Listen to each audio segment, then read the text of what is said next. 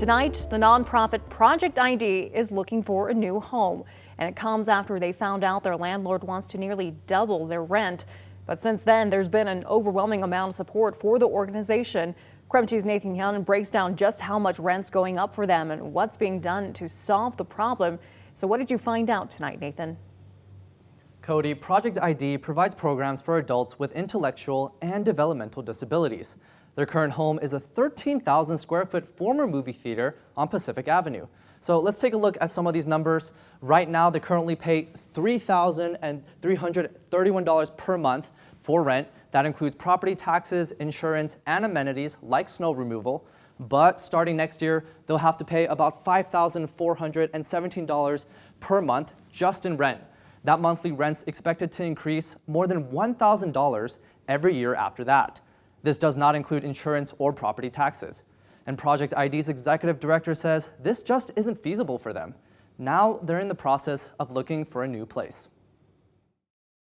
Brad Dawson first brought his brother Marcus to Project ID 6 years ago.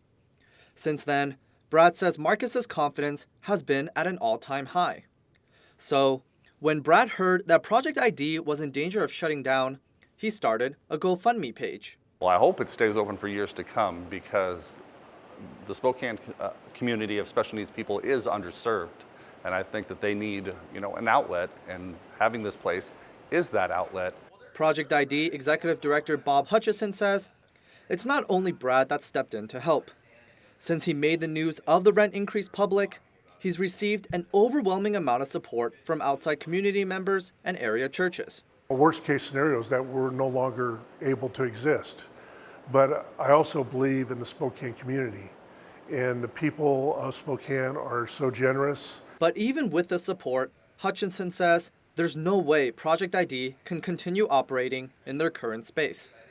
The building's ending its 5-year lease at the end of next month. I find it's sad for us to look at leaving that behind, but we will make another space that will be great. When Hutchinson offered to raise his current rent by 20%, his landlord, Jesse Nagra, told him that wasn't enough, and his rent has to abide by the fair market rental value. In a statement to KREM 2, landlord Jesse Nagra said, quote, "The tenant has received a hugely discounted rate, and our offer was still a lot less than I would list it on the market for, and a lot less than what they obligated to pay in order to renew the lease." End quote. Even with their unclear future, Project ID board president Joshua Simmons says no matter what, Project ID will always be there for people. That we have no doubt that we will be around, and so for our members, we're going to be here for you. We love you. We're going to continue to be here for you. With a building may change, but the purpose and the love is going to be around for a long time. Hutchinson told me that he hopes to ask his landlord to give him until March to move out of their building.